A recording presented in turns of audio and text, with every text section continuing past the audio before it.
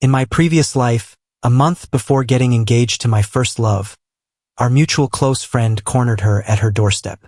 Crying, he confessed he'd always liked her and begged for a chance. She didn't agree, and later we got married. But he never gave up. One day, my first love became leftover rice. The mosquito blood that never really went away turned into a cinnabar mole on her heart. Eagerly pregnant, she came to assert her territory, and in the struggle, she pushed me down the stairs. I hit my head, blood everywhere. Dazed, I saw my first love and her mom rushing over. They were focused on her, worried if the fall hurt the baby. Next thing I know, I opened my eyes and I was back in high school, staring at a boy and a girl in front of me. This time, everything's going to be different. I found myself in the classroom, wearing my high school summer uniform. The cicadas chirping and cheers from outside mixed together in my ears. I sat up straight, bewildered, looking around. The last thing I remember was holding a draft of our divorce agreement from the law office. Coming home to find Tina, with her belly, waiting at the door. She boasted, "I'm pregnant. Eric says I should divorce you." I stayed silent, stepping past her, unlocking the door. Perhaps my indifferent attitude didn't compliment her victory, and she grew emotional, gripping onto me. In the tussle, she suddenly shoved me, and I stumbled down the stairs. My head hit the ground. The warm blood and sharp pain were my last sensations. Along with hurried footsteps, a bottle of water was placed on my desk. "Did you get heat stroke? You barely lasted halfway through gym. What happened?" I looked up at a familiar, slightly worried face. It was Tina, a much younger Tina, my first love, my wife, Tina. I stared at her, but my mind drifted to the Tina who rushed over after the fall, comforting her cries, telling her not to worry, that the baby would be fine. Then, not getting a response, Tina waved a hand in front of me. "Are you feverish?" I suddenly found it all a bit pathetic. Even in that moment, I still dreamed of some concern from her. Is that how desperate I was for her attention? I let out a cold laugh. Tina was taken aback, and then another familiar, exaggerated voice came from the doorway. "Ben, you okay?" Eric burst in, looking all concerned. "Heard you almost fainted from heat stroke." Scared me to death. But even as he said those words, he was moving closer to Tina, brushing against her sleeve. How did I never notice before? I murmured. "What?" Both of them seemed puzzled. What a fool I've been. I shook my head with a smile. I treated Eric like a close friend, sharing secrets about me and Tina, inviting him into our study group, tutoring him until he climbed from the bottom of the class to the top 100. Even after we started dating, because he'd always say he missed us, I'd bring him along during outings. I tried to set him up with great girls, but he'd always say they weren't right for him. How did I not see it sooner? Before he even became my friend, he liked Tina. Right before our engagement, he stood in the rain, blocking her at our doorstep, begging for a fair chance, claiming not to want to ruin our friendship, yet saying he couldn't help but love her. Back then, she didn't choose him. She resolutely got engaged, then married me.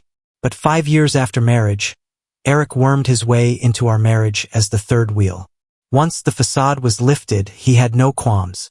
He'd wait for her at her workplace, fix her lunch, buy her clothes, always caring. He claimed he'd prove with actions he loved Tina more than I did. Tina hated his antics. She blocked him, refused to see him, returned all his gifts.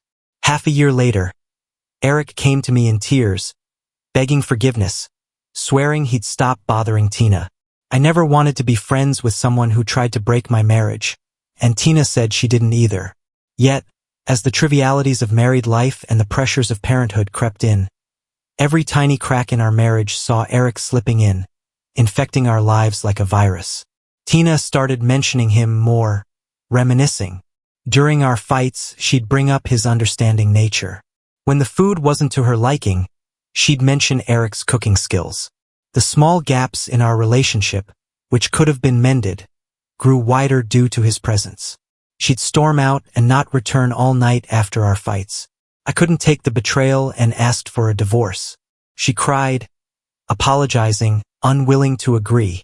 She said she loved me, But I knew she couldn't let go of Eric. She was hooked on his obedience, his compromises, the gentle way he indulged her. So I went to a lawyer on my own, drafting up divorce papers. I planned for life after divorce, ready to move to another city and start fresh. But in the end, it was Tina who pushed me, and I was forced to witness that sickening scene. The school bell rang soon after. That afternoon, I stared at the familiar yet strange notes on the blackboard, watching teachers come and go. I finally realized something. This isn't a dream. I've been reborn. Perhaps it was heaven's way of giving me another chance to see through people in my past life. I've been sent back to when Eric and I had just started to become friends in sophomore year. Eric was a transfer student, couldn't get into our high school from his middle school.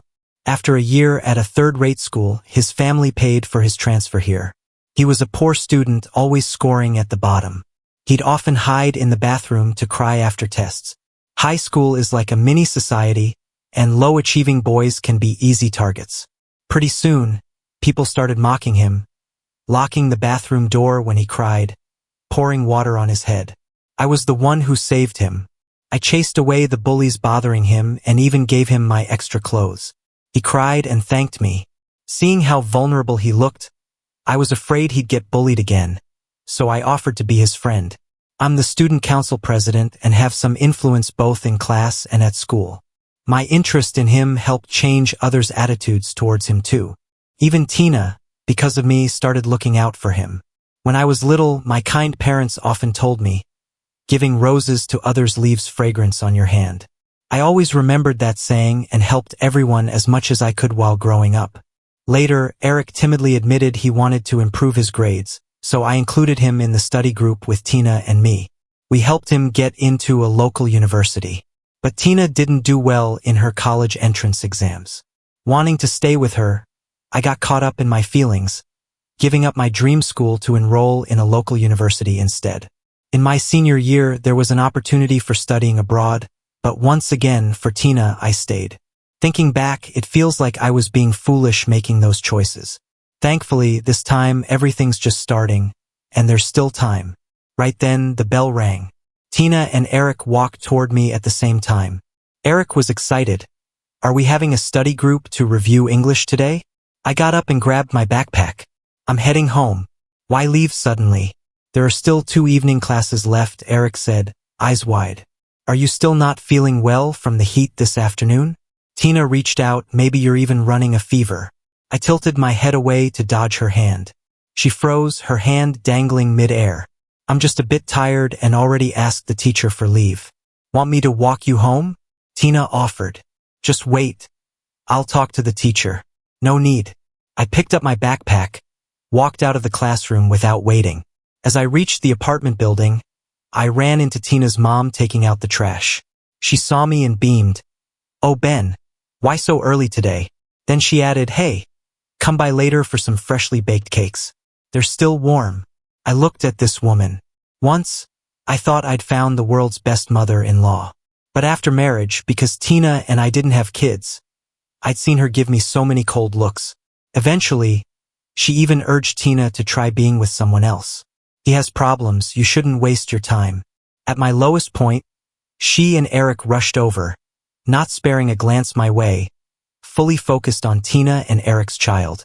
"Thank you, ma'am." I passed by her. "But I don't like cakes." Seeing her surprised expression, I closed my door. Looking at the books on the second shelf and then at my 17-year-old reflection, I suddenly felt that maybe in this life, I could change more than just love and marriage. Perhaps I could also address regrets I've hidden deep inside. Just then, Mom came home from work. Tina was trailing her. I bumped into Tina downstairs. She said, "You left school early because you got heat stroke. Why didn't you call me?" she asked, rushing over to check my forehead. "You okay now?" "I'm fine," I smiled. "Just got a bit overheated, don't worry." "Sorry about the bother, Ben." Tina placed a pot on the table. "Your mom made some mung bean soup for you and also some cakes I just baked." "Nonsense," Mom laughed. "Your mom must have gone through a lot of trouble." "No trouble at all," Tina smiled back at her. "So, if you're feeling better, want to do homework together tonight?" In the past life until senior year, because we lived next door, Tina and I often did homework and discussed problems together. But this time I wanted something different. I didn't want to get closer than just classmates. I didn't want to get too friendly with her mom or repeat last life's bitter loop. Tina, I quietly said, I've been a bit tired lately. I want to study alone for a while. I'll quit the study group and our nightly homework sessions. And just like that, I left Tina and Eric's study group. In the following days, I studied and did my exercises alone during evening study sessions. Tina would habitually come to find me after classes, but I usually paired up with a desk mate to leave beforehand. When Eric asked me questions, I would claim I was busy. Finally, Tina blocked me at my door over the weekend. What did we do to upset you, Eric and I? She said, not happy. Why are you suddenly ignoring us? You're overthinking it, I replied. It's almost finals, and I just want to focus on studying alone. Overthinking. Everyone can see you've been avoiding me. Do you think I'm blind or deaf? She raised her voice. I stayed silent for a moment. Tina, do you like me? I asked. What? She paused, surprised. I don't like you, I said. What? I mean, although we grew up together and have been together for 17 years, I don't have feelings for you beyond friendship. I just want to focus on studying alone now. You're joking, right? She seemed amused by something. Who said I liked you? I just saw you as a friend I grew up with. That's best, I said softly.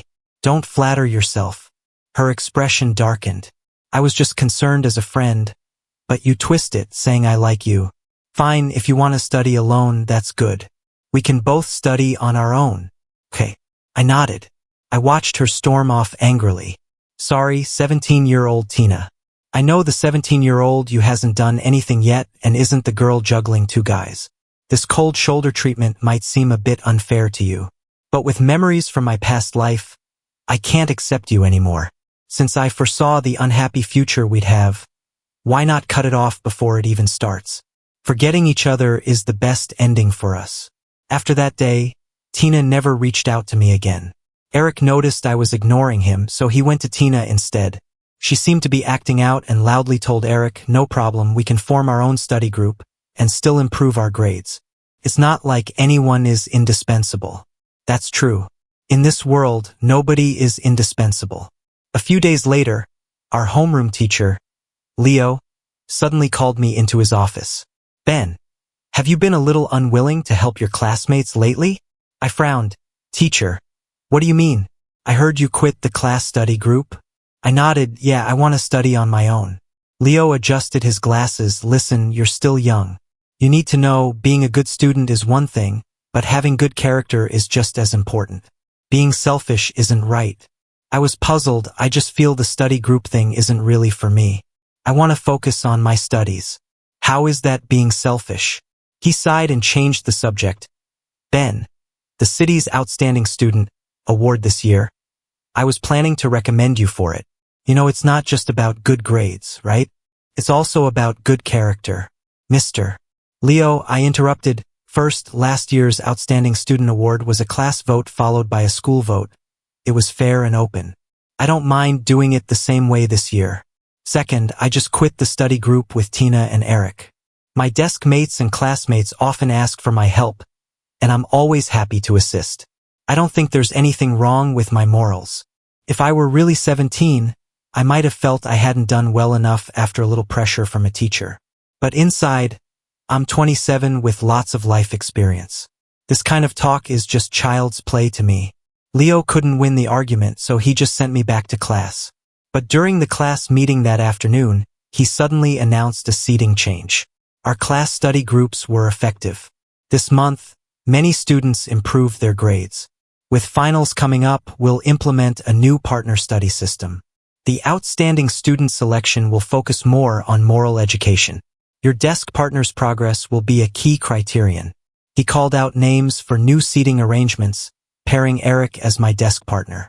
Then, Eric said, hugging his books. He seemed to be trying to consider my feelings. Don't worry. I'll work hard to improve my grades so you can still be the outstanding student. I suddenly found the whole thing amusing. There was our homeroom teacher, gesturing excitedly on stage. That new watch on his wrist stood out. Eric's family was into luxury watches. It dawned on me. In my previous life, the teacher didn't intervene because I'd been helping Eric so much.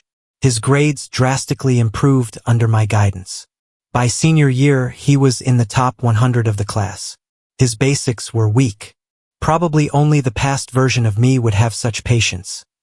Other students couldn't be bothered to spend their time helping him, not even Tina. When we studied together, she mostly discussed problems with me and rarely helped Eric. When I first left the study group, Eric, though he tried to hide it, seemed pleased. But soon he realized Tina didn't have much patience with him, and I, the best and free helper, suddenly stopped helping. Though he didn't know why, he panicked. He got into the school and class through connections, and persuading Leo with a luxury watch wasn't hard at all. They wanted to use the outstanding student title to bind me, making me continue tutoring for free. What a nice try. After class, I went to find Leo in the office. I don't want to sit next to Eric. Please change my seat. Leo immediately got angry. Ben, what's your problem? Earlier you were all about helping desk mates, and now you want to change seats? You won't cooperate in study groups, and now this with the seating. See if anyone has as many exceptions as you. Do you love everyone in the world? I asked. What? He was stunned. People have those they like and dislike. I can help my desk mate, but I don't like Eric, so I don't want to help him. Are you really choosing who to help? This seating arrangement is based on scores and linked to the outstanding student selection. If you change, is that fair to others? You're only thinking of yourself. I let out a cold laugh. Outstanding student. Outstanding student. I withdraw from the selection. What? I said I withdraw from the outstanding student selection. Don't worry about giving me a new desk mate. I'll sit by myself. Antisocial. Selfish. He was shaking with anger. I'm doing this for your good. If you don't fix your moral shortcomings now, you'll suffer later in society. I'm teaching you how to be a decent person. Thanks for your concern, but I know how to live my life. Rule number 1. Don't let yourself suffer because of others' opinions. That's just an excuse for your selfishness. You're the student council president. Shouldn't you set an example and have a sense of community? If Eric's grades improve, our class could be awarded excellent class. That's our class honor. Don't you owe it to your classmates who voted for you? Teacher, I replied with a smile, compulsory education only goes up to 9th grade, right? In high school, I pay tuition. I'm here to learn, not to work. Whether or not the failing students improve, or whether our class gets an excellent class award, that's not my responsibility. It's yours.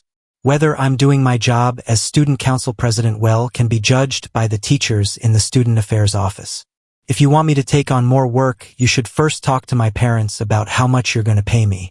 If the pay's good enough, I wouldn't mind. So young and already all about the money. He pointed at me, frustrated. Don't think just because you're doing well in school that you're something special. Boys often lose their motivation in senior year, and grades frequently drop. Teacher, what you said isn't quite right. A stranger's voice came from the doorway. I turned around to see a girl holding a basketball, lazily leaning against the doorframe. She spun the basketball in her hand. For the past 5 years, our school's top students have been boys for 3 years, right? As a teacher, making baseless claims isn't proper, is it? Linda, you're from the liberal arts class. What do you care about us science class folks? Leo was furious.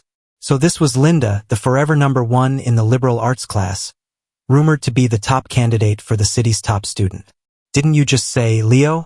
For a student, moral character is important. Linda shrugged and walked in. Moved by the teacher's teachings, I couldn't stand seeing a fellow student bullied, so I spoke up to help. The teacher was at a loss for words, his face turning a deep shade of red. Linda was known for her sharp tongue and rebellious nature. Even her liberal arts class teacher didn't bother with her much, and Leo clearly couldn't handle her. So he suddenly clutched his chest, pointing back at me. I work tirelessly for you all, and you're determined to stress me out. Leo, don't worry. I won't be able to stress you for much longer, I said calmly. I've decided to switch to the liberal arts track in senior year. Both Leo and Linda were stunned. Leo laughed coldly. Are you trying to make a point? I've never seen someone switch from science to liberal arts in senior year. Linda looked at me as well. I'm serious, I said, looking at Leo. In a few days, I'll have my parents come in to sign the paperwork. Ha, you think you're a genius, deciding what you want to study and when? Leo mocked. I ignored him and turned to leave the office. As I exited, I could still hear Leo's sarcastic voice. If he really switches to the liberal arts, I'll write my name backward. Back in class, I moved my desk and chair to the last row. Eric watched me move and then looked at Tina, his eyes wet and red, as if I bullied him. Most classmates were silently watching, but only Tina approached me. What are you doing? She frowned. Can't you see? Moving my seat. Did the teacher agree? I told him. She watched me pack up, taking a deep breath. Come out with me for a minute. We stepped into the hallway. Don't take out your frustration on Eric just because we had a fight. It's not cool. I laughed. Frustration? Aren't you the one trying to embarrass Eric because you were mad at me for being close to him recently? But Ben, you're the one who said we should just be ordinary classmates. We are just ordinary classmates. I just want to study quietly, Tina. I have no issues with you. I just find Eric annoying. I don't want to waste my time helping him. That's all. After speaking, I tried to go back to class, but Tina grabbed me. What's going on with you? Why are you being so selfish? Let go, I frowned. Okay. I give up. Can you stop making a scene, please? She said. What? She bit her lip, I admit it. I was getting close to him, carpooling with him to tick you off. But you can't just react like this out of anger. She murmured, you seriously need to learn from Eric. Look how gentle and considerate he is. You're lucky it's me who puts up with your temper. I quietly looked at the person in front of me. Sure enough, whether in a past life or this one, whether at 17 or 27, Tina was still Tina. Eric's gentle demeanor, his compromises and favors were always appreciated. And I lived in his self-perceived love and constant comparisons, endlessly spinning like a top. If I didn't spin well, fast, or to his satisfaction, he would instinctively compare me to Eric, pointing and saying, look at him spinning gracefully. I give my love to you, and you're still picky and ungrateful. But this kind of love, I never truly wanted. Tina, I said softly, I often think at the beginning of this relationship it was because I helped Eric. So, for you, I feel somewhat responsible. What? He didn't understand. I shook my head. Here's some advice. Focus on your studies in your senior year. Do more practice exams and reduce anxiety. You could get into a good college. With that, I turned back to the classroom. I could only help him this much. What he chooses next is up to him. Back home, Tina's mom was sitting on the couch, and my mom was on the phone. Yes, I'm sorry, Leo. The kid's giving you trouble, I know. It seems like he acted impulsively. Please don't report this to the school yet. Yes. After hanging up, my mom looked at me with a complex expression. Your teacher said you want to switch to the liberal arts? I nodded. Huh? Switch to liberal arts? Tina's mom chimed in. Listen to Auntie, you shouldn't switch now, not right before senior year. Leo said you talked back to the teacher today and wanted to sit alone. Is something going on? My mom asked. I shook my head. Mom, I want to study liberal arts and aim for the journalism department at Kyoto University. Kyoto University? Tina's mom chimed in. Oh dear, that's not easy to get into. Ben, let me tell you, boys shouldn't go into journalism. There's no money in it. Boys should study finance or accounting. It's easier to get a stable job that way. I was just telling your mom that the accounting programs at our local universities are pretty good. Plus, how far away is Kyoto University? It's better to stay close to home. You and Tina can go to college locally and come home on weekends. In my past life, Tina's mom was always talking about how great it was to stay local to me and my parents. She had a bad leg and didn't want to travel. Tina told me ages ago that her mom wanted her to attend a local university. As her so-called future son-in-law, staying local for college seemed like the safe bet. Back then, it wasn't just infatuation clouding my judgment. It was the years of hearing those words, convincing me to choose a local university's accounting program. You're the only boy in the family. It's better to stay close to your parents. No girl in this world will be better to you than Tina. Get married right after graduation. It's for the best. Ben, it's good for a guy to be ambitious, but stability is more important. You have to think about family. These ideas led me to settle for an average job after graduation and marry Tina. Even when we couldn't get pregnant, I doubted myself. As time went on with no pregnancy, Tina's mom's attitude soured. I accidentally overheard her telling Tina, "Sweetie, even if you're married, you shouldn't be stuck with him. You should have done a premarital exam. Who knew he couldn't have kids? Mom, it may not be Ben. Could be me. How could it be you?" She raised her voice. "Ben's spoiled because of you always getting what he wants. I even think Eric is better now. He comes over, brings me things, and is way nicer. It's modern times, you know. Divorce isn't unheard of. You two fight all the time, try Eric. If you get pregnant, dump Ben and be with Eric." Memories surged up, and Tina's mom was still pushing her views on my mom. In this world, most people are average, can't aim too high.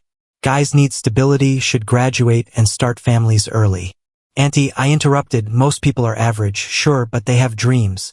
Dreams aren't aiming too high. If you read, you'd see everyone plays a role in advancing history. Not everyone can change history.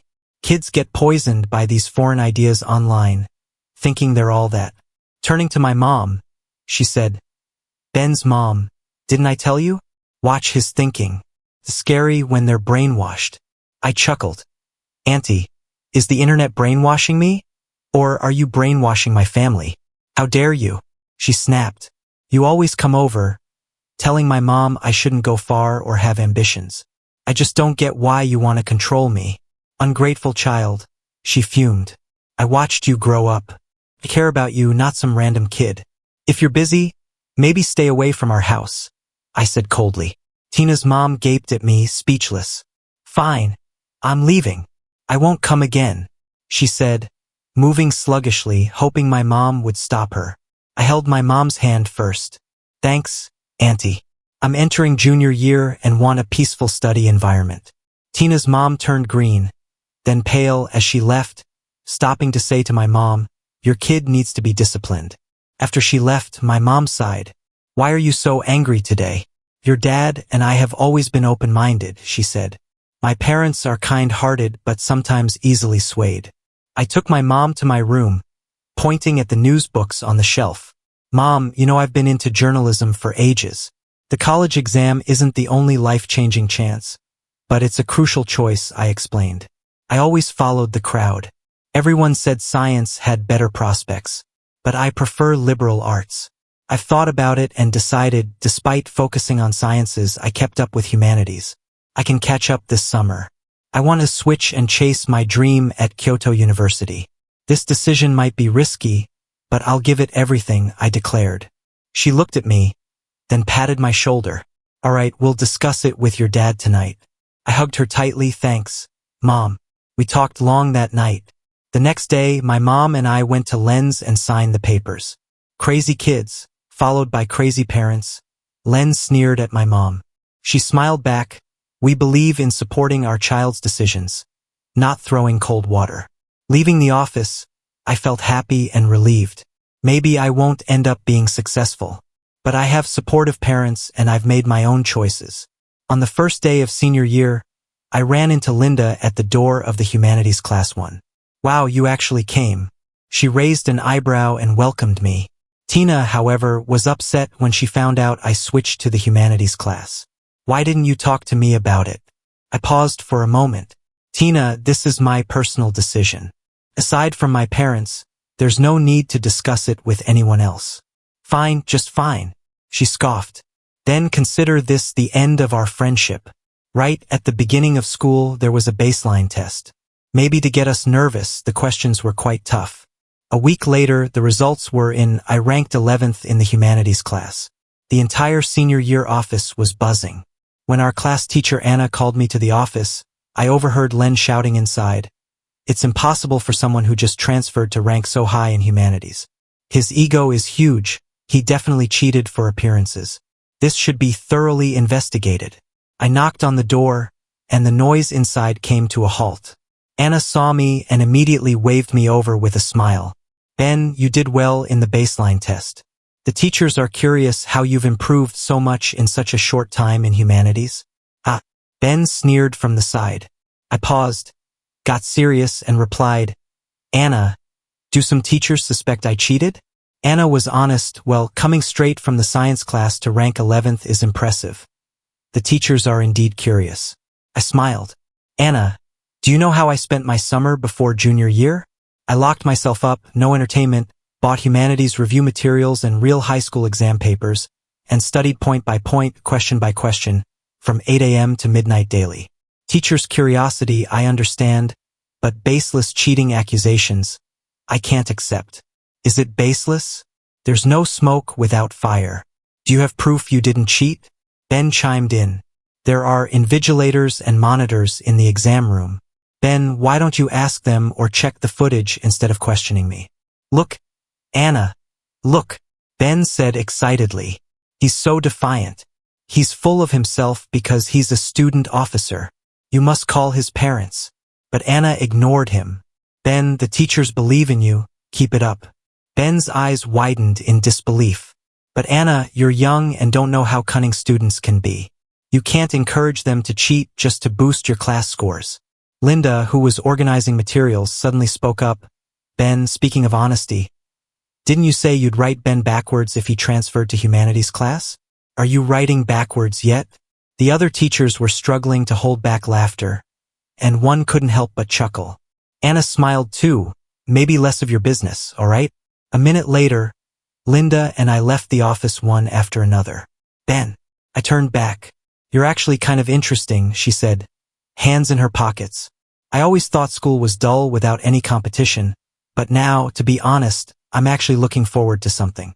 Looking forward to what? I asked, confused. She smiled, meeting you at the top someday. After that, my days were consumed with nothing but studying. News from the science class sometimes reached me, like Eric's aggressive pursuit of Tina. Maybe my leaving pushed him to act earlier than in the past. But this time, it's different. In the past, Eric was Tina's warm haven away from marriage because of how I behaved. This time, I'm in humanities, and Eric's relentless pursuit just embarrasses Tina. She has no time or patience to help him improve his grades, and romance is not essential under the pressure of senior year. Eric became the laughingstock again. I didn't expect him to take out his frustrations on me. For the past 2 weeks, a few boys to my left have been loudly chatting while I study. They used to bully Eric. Now it seems they've shifted their target to me. Once, after school, I saw Eric with them, all secretive. They all wore new watches on their wrists. During one break, those boys cornered me in the toilet stall and dumped a bucket of cold water over me, drenching me completely. What goes around comes around. One giggled. I stood there silent, borrowed a towel, dried off at the nurses, then filled a bucket with water. When I re-entered the class with the bucket, those boys were laughing. I walked up and poured the water on them. Oh, they shrieked. That's all you got? I smiled. Sorry, I'm the kind who repays a drop of water with a bucketful. You're insane, they yelled. We're telling the teacher. I'm the one who should do that, I sneered. Why are you still playing these petty bullying games? If you're so bold, you wouldn't sit here trying to disrupt me. You don't have the guts. Yeah, we can't stand you. You're not even the student council president anymore, so stop acting like it. We heard about your cheating scandal.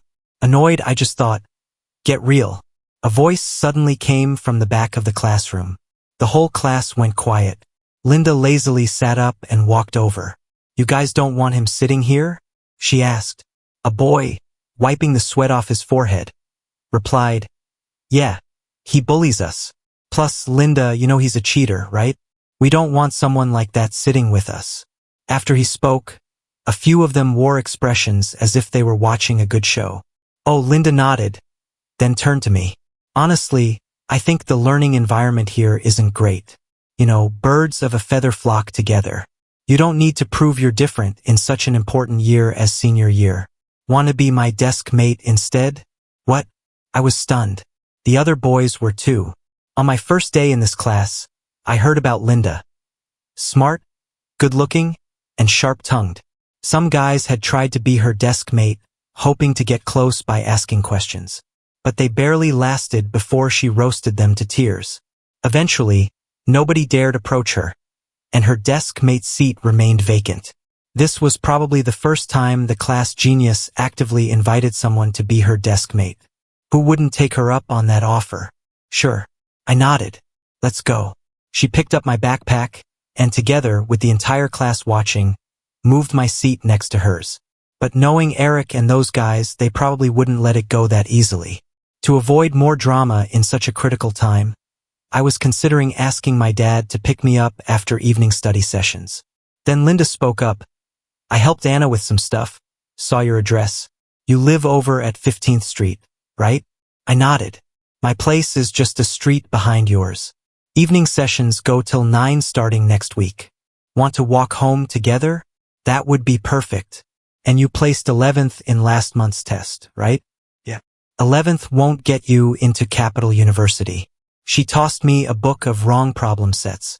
I don't need these anymore. Feel free to use them if you want. The bell for the end of the study session rang, and she got up, picking up a basketball to head out. Linda. She turned back. I heard you're not really one to meddle in others' business. True, she said with a lazy tone, but you're not exactly others now. What? She gave a slight smile. Looking forward to working with you, desk mate. A class genius's book of mistakes is more valuable than any study guide. In the following month, I studied even harder, analyzing problems and methods. In the first monthly test of senior year, I made it to 8th place. Rumors about me cheating during the entrance exams crumbled, and Linda and I became more familiar. When the city announced the results of the annual student evaluation, even though Class 1 of Science didn't recommend me as an exemplary student, the student office did recommend me as an outstanding student leader, and I received the honor as expected. When Leo heard the results, he threw his excellent teacher mug in the office. After the national holiday, our school held the fall sports meet. On my way to fetch water, I suddenly saw Leo and Eric sneaking around with a man behind the school building. I thought for a moment, then snuck into an empty classroom on the first floor, crouched below a window, and pressed the record button on my phone. Leo, Eric's grades aren't good enough for top colleges here. Could we raise his class scores a bit? That way, if we apply to foreign schools, it'll look better. I got it. It's hard to cheat in the main exams now, but I can help with regular grades. Thank you so much. We've tried other tutors, but they didn't work. Maybe arrange for some smart students to tutor him? If his main exam scores go up, that'd be ideal. That last kid, Ben, was too uncooperative. I've already moved him to the arts class. I'll find someone else. Your son doesn't get along with that boy. Don't worry. I'll find a chance to give him some trouble, maybe a punishment or something. It's not hard. Great, great. Here's a watch for you. I can't keep letting Eric's mom spend money. It's no big deal. Once the footsteps moved away, my palms were sweaty. Just as I was about to leave, a voice came, eavesdropping so blatantly, "Aren't you afraid of getting caught?" My hair stood on end. I looked up. It was Linda. You scared the hell out of me. What are you doing here? I widened my eyes. Really? You ask me? Before you play spy reporter, maybe learn the basics. The classroom door wasn't even shut. Sitting right there. Aren't you worried someone might catch you? What? Did anyone see? Idiot, of course not. She crossed her arms. I was keeping watch the whole time. The next day, before the whole school did exercises, the broadcast system suddenly played a strange recording. The stars of the recording were our senior science class teacher, Leo, and Eric's parent. The head of the broadcasting group, Linda, called it a live accident. She claimed, shrugging, that she'd gotten a mysterious recording pen and just wanted everyone to hear it. But apparently the mic hadn't been turned off. Leo got suspended and lost all opportunities for awards. And because some students had recorded and shared it online, it went viral in less than an hour. The internet being the internet, users turned into detectives. Former students of him accused him of favoritism, and Eric's family details were laid bare. Isn't this the place selling fake watches? I bought one too, thinking it was second-hand, but it was all fake. With reports from users, law enforcement got involved. It turned out Eric's family wasn't just selling counterfeit products but was involved in money laundering too. The school began investigating Eric for bullying. They found those other boys and confronted them. They cried, saying Eric gave them watches to bully me. Eric became a pariah and dropped out not long after. The saddest thing was his finding the watch he wore so proudly was a fake too. The day after Eric left, in the afternoon, I saw Tina by the entrance of our apartment complex. She apologized, saying, "I'm sorry. I had no idea he was always so sinister, always targeting you. I ended up disliking him too." She twisted her hands helplessly. "I'm sorry, Ben. Can we make up? Please?" she said while holding my old favorite strawberry milk. But when I saw that milk, I was instantly reminded of a past life. I came home early from a business trip and found the strawberry milk, which should have been in the fridge, sitting on the table. The bedroom and bathroom were filled with an indescribable smell, evidence of the rushed morning after some pleasure. After being reborn, I never drank strawberry milk again. Suddenly feeling queasy, I turned my head and couldn't help but throw up. Tina was frightened and came over to pat my back, but I stopped her. "Sorry, I tried to calm down. I don't like this milk anymore."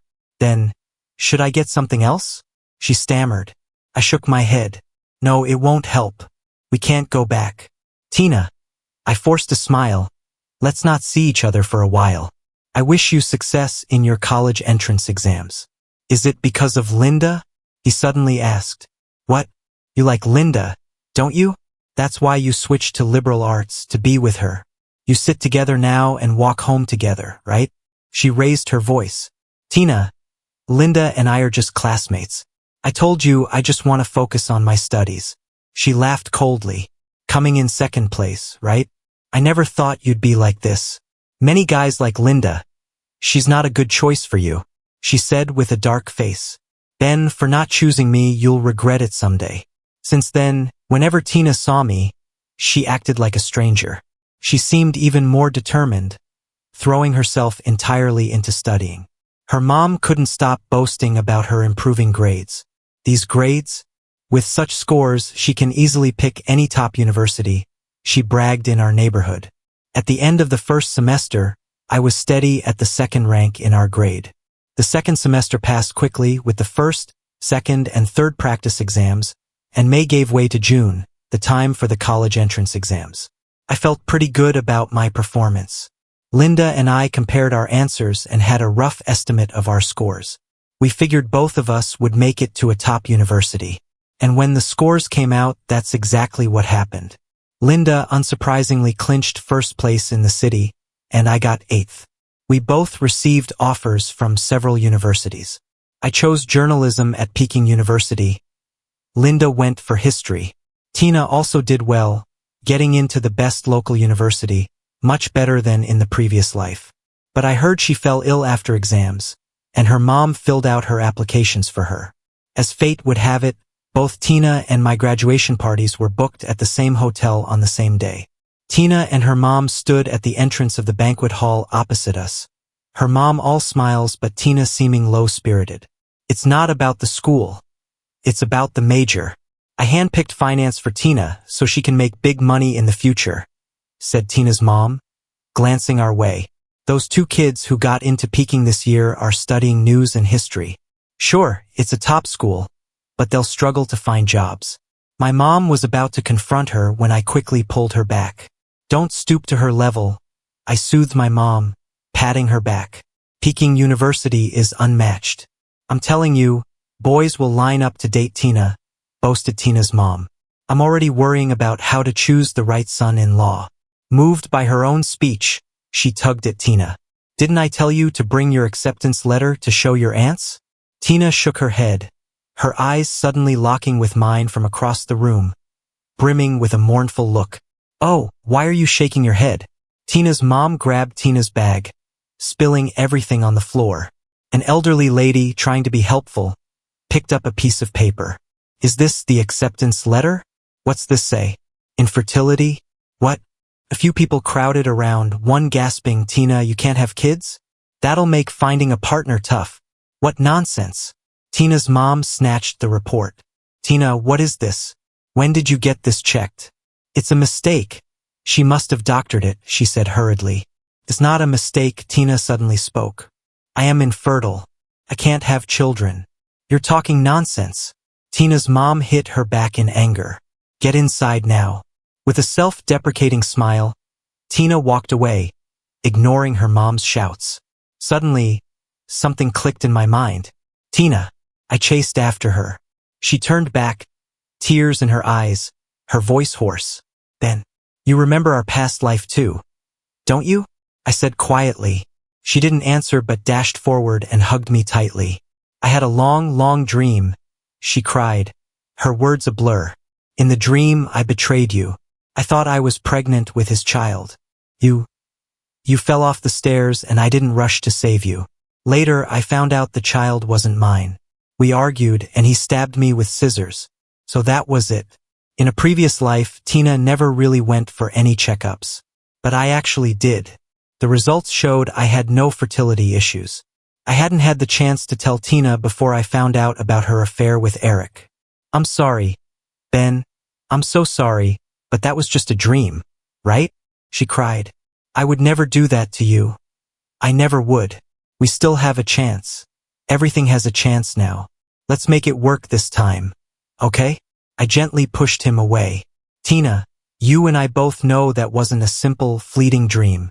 The bleeding was real, the pain was real, and it was all suffering that I truly experienced. If you were still the Tina who didn't remember anything, maybe we could still get along as classmates or friends. But you remember now, and we can't even be ordinary classmates. I don't want to carry the hatred from a past life into this one. Strangers, that's my final boundary. I hope in this life you become a better person. I may seem heartless, but I don't pity him. If everything had gone as it should, she would have happily been with Eric in the last life, right? Never expect to use your own misery or even your life to earn anyone's remorse.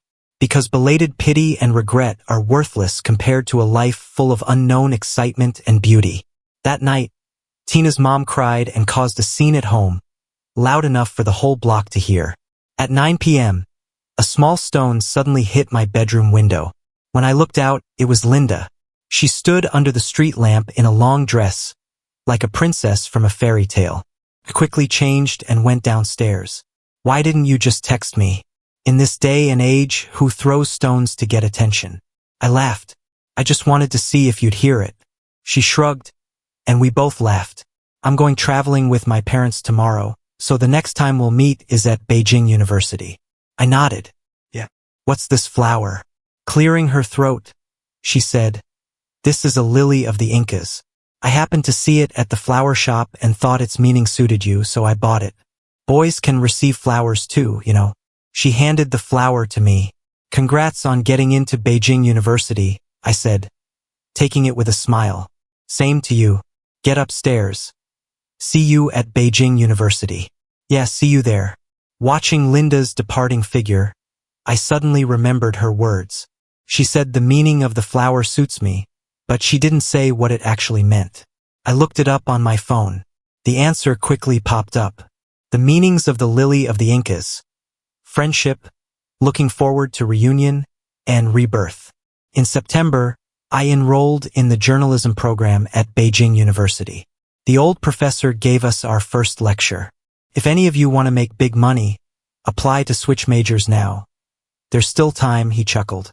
As journalists, never forget one thing, your social responsibility. And there's a lot you need to learn: interviewing, writing, layout design, video production. I was overwhelmed, and Linda was also incredibly busy. She's still a standout figure at the university and shines so brightly even among many talented people at Beijing University. In fact, a guy in my class who heard we were high school classmates asked if I could introduce him to her. I happily asked Linda, but she turned him down right away. Why don't you want to meet him? He's a really nice guy, I asked. Just not interested. She didn't even look up. Lots of guys are curious. What kind of boyfriend are you looking for? She said without looking up, not looking. Why not? I was puzzled. Well, you're not dating anyone either, right? She said. That's because I'm so busy. Same here. She closed her book. I'm busy too. Linda didn't date anyone all through senior year. Some guys even started questioning her orientation and subtly asked me if she was into women. I thought about it, probably not. Then she must like you, they said. Honestly, besides you, we haven't seen her close with any other guys. After graduation, I got an offer to pursue a master's in journalism abroad. Linda stayed for her PhD at our university. On the day I left for Beijing, she came to the airport to see me off. As I was about to leave, a wave of strong emotion hit me. You know what? Being busy with studies, not having the time for relationships, all just excuses. It was really due to the deep hurt I experienced in a previous life, making me afraid to take that step again. But what if? What if it's this person in front of me? Could I give it a shot? I clenched my hands, suddenly looked up, and said, Linda, do you like me? She was stunned. Then she laughed. Ben, you know why TV shows can go on for 100 episodes? Why? Because they never say things directly. You being so straightforward, what's left for the plot? Cut the crap. I was impatient. Do you or don't you? If not, forget it. Are you mad? She laughed and grabbed my hand. It's just, I feel it's such a pity. I was planning to give you a surprise after you arrived by taking the next flight over. What? I was shocked. I've been waiting for the day you'd want to date. Then she pulled out a beautifully pressed lily of the Inca's bookmark. At the same time, I heard that gentle, sweet voice. She said, I love you. Linda and I did the long-distance thing for 3 years. After that, I returned home and became a social news reporter. 2 years later, Linda graduated with her PhD, stayed at the university to teach, and was promoted to associate professor in less than 2 years. I've always stayed true to my roots as a journalist, focusing on every news story with a quest for truth. I've been thriving in this field I love and have picked up several industry awards along the way. Then there's Linda, who became quite the sensation as a guest on a history show, winning the title of one of the new big voices in Beijing for her quick wit and eloquence. Back when I switched over to the humanities class, she told me she looked forward to seeing us both at the top. Years later, we both stood at the peaks in our respective fields and kept reaching, exploring new heights. Just a year after that, we got married. Another year flew by, and it was college entrance exam season. Our high school invited both of us back to give a talk. Funny enough, while I waited by the roadside for Linda, who went to buy some water, I bumped into Tina. She was holding hands with a kid. She saw me and walked over. I always see you on TV and online. She laughed. You must have been doing great these past few years. I nodded. I've been teaching in the mountains, and this is my adopted child, she said. After a brief chat, she left with the kid. Linda came back just then, squinting into the distance. Was that Tina? What was she doing here? Was she looking for you? I couldn't help but laugh. We just randomly bumped into each other. Are you getting jealous over such old history? She gave a little huff. Oh, by the way, I tugged on her sleeve. Do you remember buying me a bunch of lilies back in the day? Did you get them from the flower shop over there? She gazed at me, muttering under her breath. At times, you're just so clueless. Did you really think you could find those rare flowers at a small shop like that? Nope. I ordered them online, searched through several places. It was tough to find them. I blinked at her. Wow, Linda, could it be you liked me back then? To my surprise, she blushed and grabbed my hand tightly. All right, let's go. We'll be late. Oh my God. Even after getting married, she still blushes. It's so unlike the aloof and confident Professor Linda from school. Back at our old high school, I discovered I had become a bit of a legend among the students there. After our talk, the school asked us to write something for the new crop of students. After thinking it over, I wrote, "Love it, live it with passion. Believe in yourself, and I can't wait to see you at the top."